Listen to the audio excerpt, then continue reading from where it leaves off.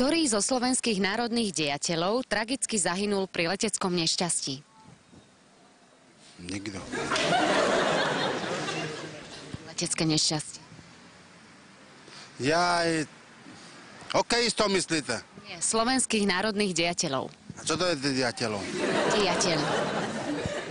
Velikánsku sochu má. Na námestí, ne? Nešpor?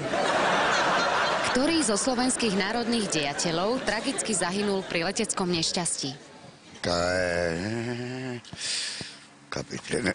Kapitán Halepka.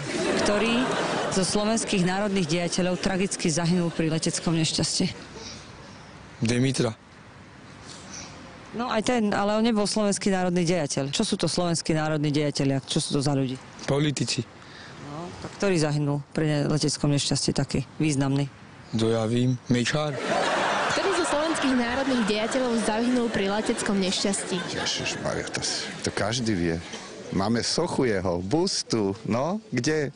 Evrovea, Štefánik. Ktorý zo slovenských národných dejateľov tragicky zahynul pri leteckom nešťastí? No, Masaryk, nie? No, To vieš, skadiaľ? zo školy. Ktorý zo slovenských národných dejateľov tragicky zahynul pri leteckom nešťastí? Tomáš Garrigue Masaryk. Nie, to som teraz dobre trepol. Štefánik. Ktorý slovenský národný dejateľ tragicky zahynul pri leteckom nešťastí? Kto tam bol z tých mamlasov? Škoda, že tam neboli tí bývalí komunisti. To by boli lepšie.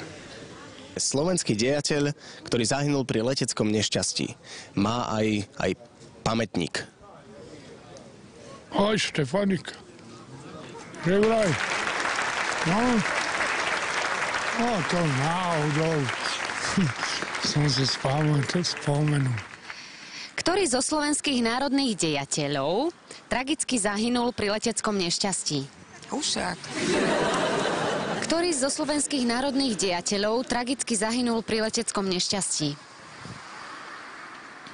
To aj ako už skôr to bolo, hej?